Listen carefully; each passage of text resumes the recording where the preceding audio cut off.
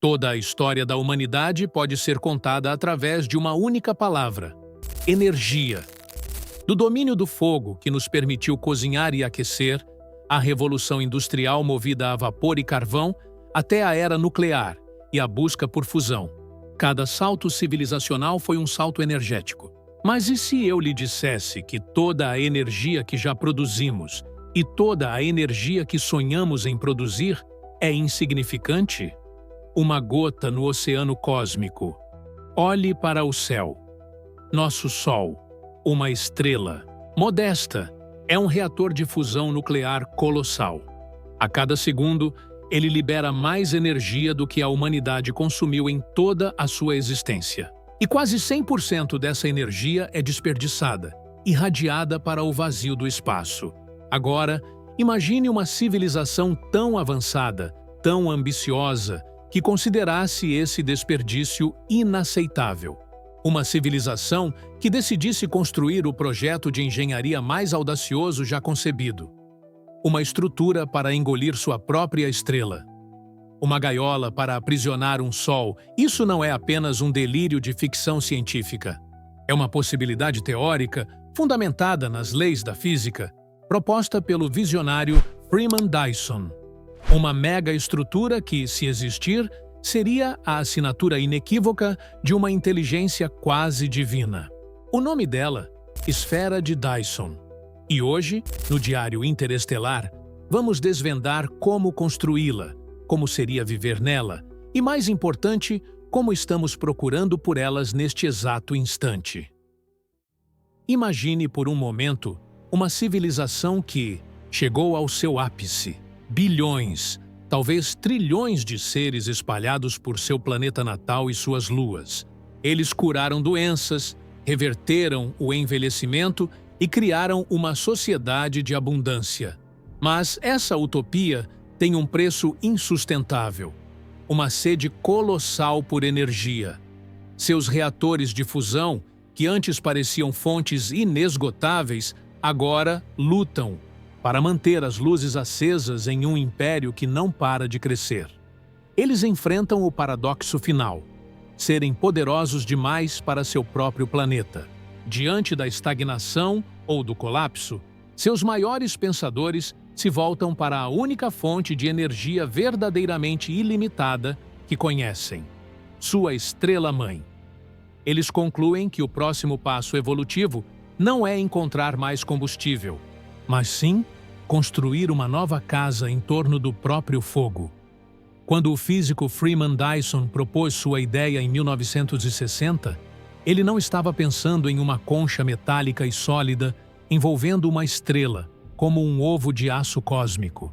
Essa imagem, popularizada pela ficção científica, é um pesadelo de engenharia. A força gravitacional da estrela puxaria qualquer ponto da casca com a mesma intensidade, tornando-a instável.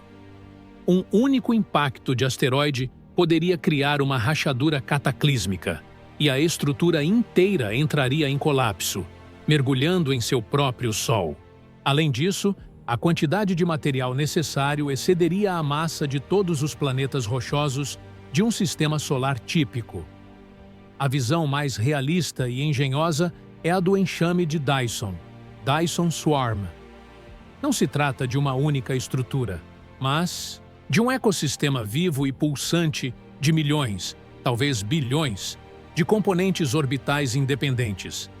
Imagine uma nuvem densa e coordenada, uma metrópole esférica de proporções inimagináveis. Haveria diferentes tipos de orbitais. Alguns seriam coletores de energia puros, gigantescos painéis solares com quilômetros de extensão, absorvendo a luz da estrela e transmitindo-a como micro-ondas ou lasers. Outros seriam habitats luxuosos, cilindros rotativos com ecossistemas próprios, montanhas, rios e cidades sob um céu artificial. E outros ainda seriam supercomputadores do tamanho de luas, usando a energia para processar dados em uma escala que mal podemos conceber. Manter essa dança celestial sem colisões exigiria uma superinteligência artificial, um maestro cósmico coreografando as órbitas de cada peça do enxame com precisão absoluta. Outra versão, a bolha de Dyson, Dyson Bubble, é ainda mais etérea. Satélites gigantescos, leves e com imensas velas solares seriam posicionados em órbita estática, flutuando sobre a pressão da própria luz da estrela, como poeira suspensa em um raio de sol. É um conceito mais frágil, exigindo ajustes constantes para não serem soprados para longe, mas demonstra a genialidade de usar a própria estrela como suporte. Mas como dar o primeiro passo em uma obra que levaria milênios? A resposta é tão monumental quanto a estrutura em si. A civilização teria que se tornar devoradora de mundos. Imagine uma frota de naves robóticas descendo sobre o planeta mais próximo de sua estrela, talvez um mundo como Mercúrio. Não para explorar, mas para consumir. Nanobots avançadíssimos desagregariam a crosta rochosa átomo por átomo. Canhões eletromagnéticos colossais, os mass drivers, seriam construídos na superfície para lançar asteroides de puro metal e silício em órbita, como uma corrente de suprimentos interminável. Ao longo dos séculos, o planeta seria metodicamente apagado da existência, sua massa transformada na fundação da nova era da civilização. Essa construção seria obra de uma armada de robôs de von Neumann, máquinas autorreplicantes. O processo começaria lento. A primeira plataforma coletora, talvez com alguns quilômetros de largura, seria montada. A energia que ela coletasse não iria para a civilização, mas sim para as fábricas robóticas, que a usariam para construir 2 novas plataformas e mais robôs. Essas 2 construiriam 4. 4 construiriam 8. Um crescimento exponencial, uma cascata de criação que, ao longo de séculos, transformaria um único ponto brilhante em uma sombra crescente sobre a estrela. A civilização assistiria, de seus planetas condenados, à lenta e majestosa construção de sua nova casa. O nascer de um sol artificial, uma civilização que completa uma esfera de Dyson transcende. Ela ascende na escala de Kardashev para se tornar uma civilização de tipo 2. Para entendermos a magnitude disso, vamos comparar. Uma civilização tipo 1, algo que a humanidade talvez alcance em 1 ou 2 séculos, pode controlar o clima de seu planeta, prevenir terremotos e aproveitar toda a energia geotérmica e solar que chega à Terra. Uma civilização tipo 2 não controla o clima de um planeta. Ela cria o clima em milhões de habitats. Ela não explora seu sistema solar. Ela o usa como matéria-prima. O salto de poder não é apenas quantitativo, é qualitativo.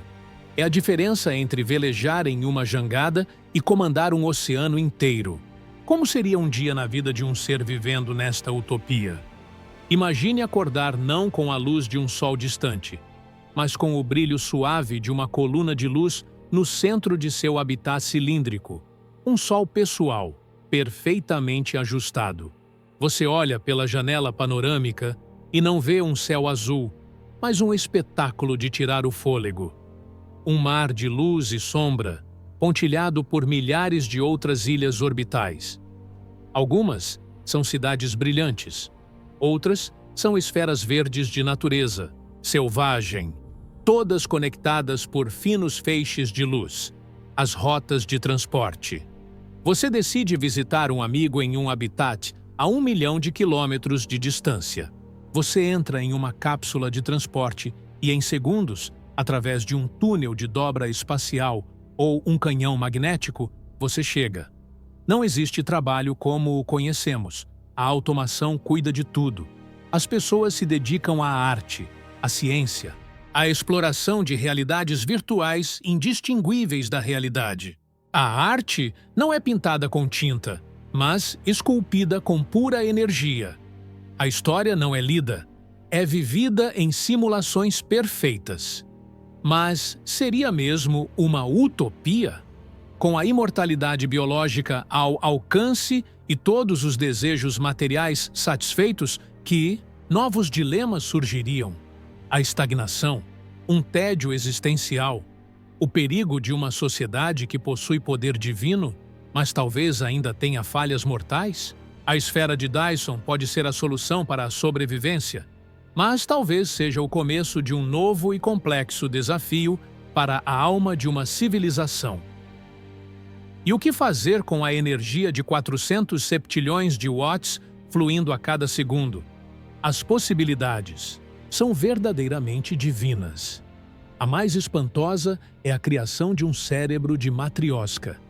Imagine usar o enxame de Dyson não apenas para coletar energia, mas como um supercomputador de escala estelar. Cada camada de satélites realizaria cálculos, usando a energia da camada interna e irradiando calor para a camada externa, que por sua vez realizaria cálculos ainda mais complexos. Um computador tão poderoso que poderia conter a consciência coletiva de trilhões de seres, vivendo para sempre em uma simulação perfeita, um paraíso digital. A questão filosófica é assustadora. Eles ainda estariam vivos? A simulação, para eles, seria o universo real. Com tal poder, eles poderiam construir um motor estelar, usando espelhos gigantescos para focar a luz da estrela ou campos magnéticos para criar jatos de plasma. Eles poderiam literalmente transformar seu sistema estelar em uma nave espacial. Eles poderiam navegar pela Via Láctea para escapar de perigos como uma supernova próxima, ou para alcançar outras galáxias ao longo de milhões de anos. Não seriam mais prisioneiros de sua estrela. Sua estrela seria seu motor. Se uma dessas mega-estruturas existe, como podemos daqui da Terra encontrá-las? A resposta está em um princípio fundamental da física. Não existe almoço grátis e não existe energia 100% eficiente. Pense em uma lâmpada incandescente. Ela produz luz, mas a maior parte da energia se perde como calor. Agora, imagine isso em uma escala estelar. A civilização dentro da esfera de Dyson usaria a energia do Sol, mas toda essa atividade, toda essa computação, toda essa vida, geraria uma quantidade colossal de calor residual. A esfera, para não derreter, teria que irradiar esse calor para o espaço, e esse calor se manifestaria como uma luz invisível aos nossos olhos, a radiação infravermelha. Assim, a esfera de Dyson se torna um farol para quem sabe o que procurar. Ela seria um objeto que parece escuro ou completamente ausente na luz visível, mas que brilha intensamente no infravermelho, como uma brasa cósmica do tamanho de um sistema solar. É uma tecnoassinatura quase impossível de falsificar. Encontrar algo assim seria como encontrar uma cena de crime termodinâmica, a prova de que alguém está violando as leis naturais em uma escala monumental. E os astrônomos já se tornaram detetives cósmicos, telescópios especializados em infravermelho, como o aposentado Spitzer e o WISE, e agora o poderoso James Webb, criam mapas térmicos do céu. Depois, algoritmos vasculham catálogos de bilhões de estrelas, procurando por essa anomalia. Objetos com um excesso de infravermelho, que brilham mais quente do que deveriam. Em 2015, essa busca nos levou a um dos maiores mistérios da astronomia moderna, KIC 84628.5.2. O telescópio Kepler, que procurava planetas medindo a diminuição do brilho das estrelas, detectou algo bizarro. A luz da estrela de Thebe não diminuía de forma regular e sutil, como faria um planeta. Ela caía de forma caótica, irregular, e em até 22%, uma quantidade massiva. Um planeta do tamanho de Júpiter bloquearia apenas 1% da luz. A comunidade científica entrou em polvorosa. A explicação não era óbvia. A hipótese de uma mega-estrutura alienígena em construção, um enxame de Dyson parcial, foi levada a sério e publicada em jornais científicos. Era a explicação mais exótica, mas também uma das que melhor se encaixava nos dados iniciais. Por meses, Os maiores telescópios do mundo se voltaram para ela. Seria essa a descoberta do século? A prova que esperávamos? Com o tempo, a explicação mais provável se consolidou. Uma gigantesca nuvem de poeira e detritos de cometas, irregular e em órbita da estrela. Mas a estrela de Thebe nos ensinou uma lição valiosa. A ciência está disposta a considerar o extraordinário. A busca por tecnoassinaturas não é mais relegada à ficção. Hoje, a caça continua. Procuramos não apenas por esferas completas, mas por enxames parciais. Procuramos por civilizações que talvez estejam apenas começando sua jornada para se tornar uma civilização tipo 2. Cada anomalia, cada estrela que pisca de forma estranha é uma nova pista em potencial, um novo capítulo neste incrível mistério cósmico. A esfera de Dyson é mais do que um projeto de engenharia. É um monumento à ambição. É o pináculo teórico da evolução de uma civilização, a prova de que uma espécie dominou seu ambiente em uma escala cósmica. Ela representa a resposta definitiva à pergunta sobre energia, um portal para um futuro de possibilidades ilimitadas. Enquanto olhamos para as estrelas, não estamos apenas procurando por planetas ou por sinais de rádio. Estamos procurando por anomalias, por sussurros de calor no vazio, por evidências de que alguém, em algum lugar, alcançou um nível de poder que mal podemos imaginar. A busca por esferas de Dyson é a busca pela prova de que futuros grandiosos são possíveis. E isso nos deixa com uma pergunta final, talvez a mais importante de todas. Se um dia a humanidade tiver o conhecimento e os meios para construir tal estrutura, o que faríamos com o poder de um sol inteiro em nossas mãos?